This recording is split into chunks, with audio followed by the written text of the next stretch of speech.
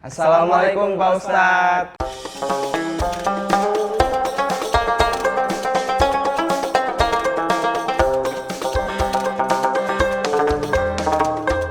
Jadi Pak Ustadz, rencananya selama bulan Ramadan ini kita akan upload video pendek kita ini untuk nemenin jam sahur Pak Ustadz, gitu ya Bob? Iya, betul. Soalnya kan kita, biar lebih semangat sahurnya Pak Ustadz, terus kita juga kan banyak yang masih belum mengerti tentang ajaran agama, jadi dengan adanya Pak Ustadz datang, siapa tahu kita bisa bertanya hal-hal tentang kehidupan sehari-hari kita, bukan begitu Omen?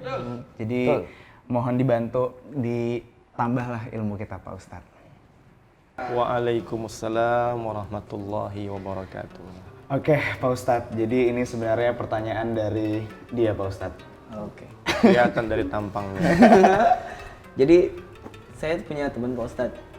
Jadi kalau misal dia ceritanya dia ngutang nih, waktu saya tagih katanya nggak ada, terus galakan dia Pak Ustadz.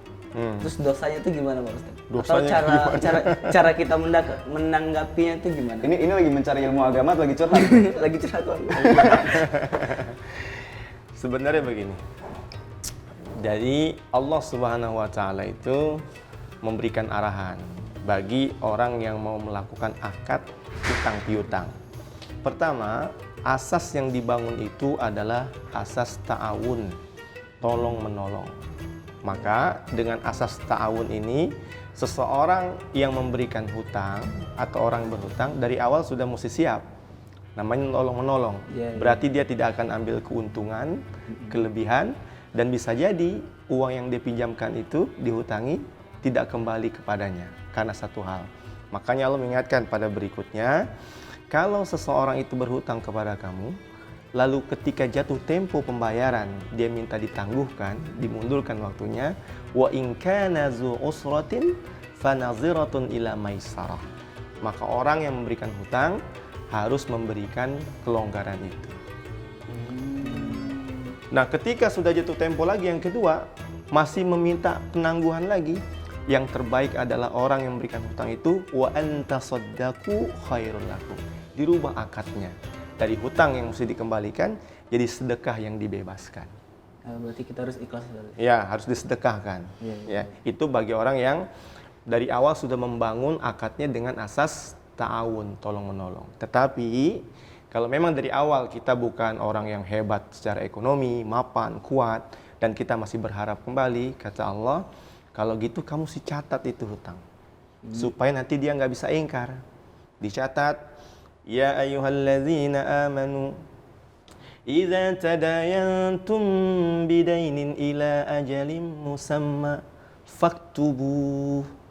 Kalau kamu lakukan akad hutang piutang sampai waktu tertentu, tulis. Ditulis, kemudian disaksikan dua orang lelaki, atau kalau nggak lelaki, dua orang perempuan dengan satu orang lelaki, tulis. Kalau masih ragu juga, meskipun udah ditulis, dicatat, udah saksi, masih berpeluang dia ini untuk ingkar, maka kamu tambahkan jaminan. Rahan namanya, gadai. Ambil barang jaminan yang senilai atau lebih dari hutangnya, sehingga ketika dia tadi jatuh waktu temponya nggak bisa bayar, maka bersama-sama bisa menjual aset orang ini untuk membayar hutangnya. Nah, seperti itu. Kalau ada bunganya nggak boleh ya Ustadz, berarti ya, riba ya? Kalau ada bunganya nggak boleh. Baik itu kelipatan uang ataupun mengambil manfaat. Kullu qardin jarra naf'an fahuwa riba. Antum mau ada orang minjam utang. Siapa namanya? Bobby misalnya. Bobby, saya pinjam uang dong, berapa? 20.000 boleh. Tapi saya numpangnya di motor sampai depan situ ya. Nah, numpang di motornya itu riba. Oh ya, nggak boleh ya. Meskipun bayar 20.000 juga, tapi dapat keuntungan bonceng. Karena seandainya diuangkan, bonceng bisa 10.000. Iya benar. Nah, itu nggak boleh seperti itu.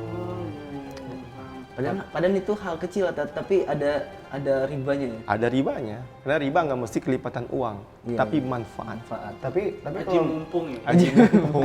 tapi kalau misalnya Pak Ustadz semua yang utang tadi kan ada 2 tahapan. Tahapan yang pertama kita coba tagih, kalau misalnya dia minta mundur, kita relakan dulu mundur gitu kan. Tahapan kedua, kalau emang dia masih belum bisa bayar, kita ikhlaskan. Nanti semua yang utang nggak bayar utang dong. Tapi bagi kita yang mengutangi wajib gitu mengingatkan.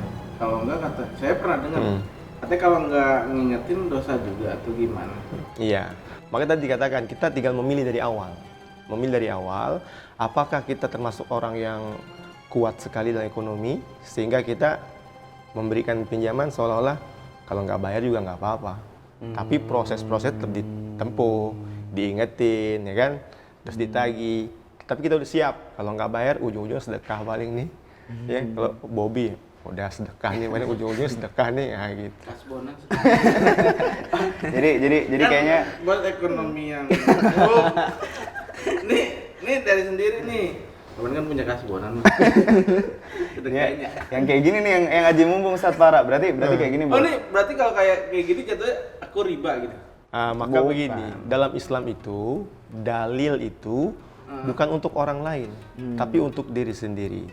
Masing-masing punya dalil tersendiri. Maka Nabi keluarkan hadis bagi orang yang memberikan hutang, lalu hutangnya itu dimundurkan, maka sejak 1 hari diundurkan, itu sudah bernilai sedekah. Meskipun dibayar. Misalnya Bobby pinjam jatuh hari Ahad. Ketika hari Ahad dia bilang minta mundur lagi, maka sejak hari Ahad itu dinilai sedekah senilai hutang diberikan. Hutangnya 200.000. Berarti seolah-olah sejak hari itu sedekah 200.000. Senin mundur 200.000 sedekah. Selasa mundur 200.000. Itu untuk orang yang memberikan hutang. Tetapi orang yang berhutang nggak boleh. Bos saya mundurin nggak apa-apa nih bos, 30 hari bos. Karena dihitung sebulan itu jadi sedekah 200.000 selama 30. lumayan dong, berarti pahala gratis dong. Sedekahin aja. Tapi Ustaz, kalau niat ngutang tapi niat nggak bayar itu dosa juga kan, nggak boleh juga. Nggak boleh. Oh, Ada ayat Al-Quran.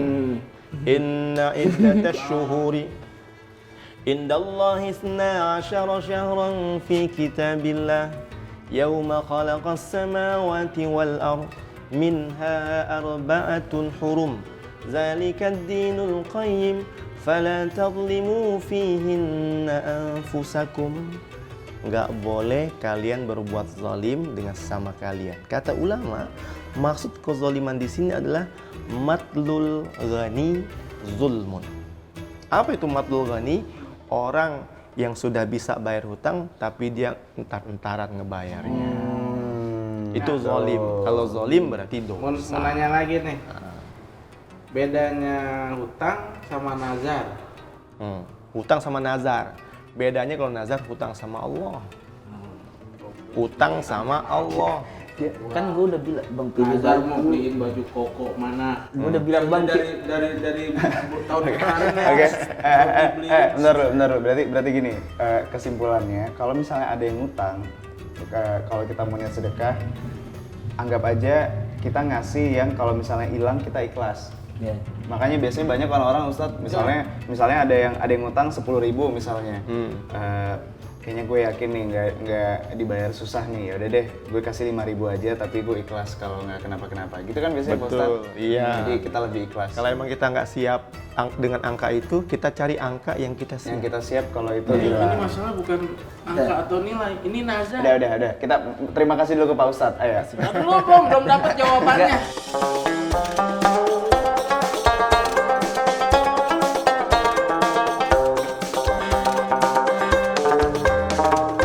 Kalian berantem di luar aja ntar.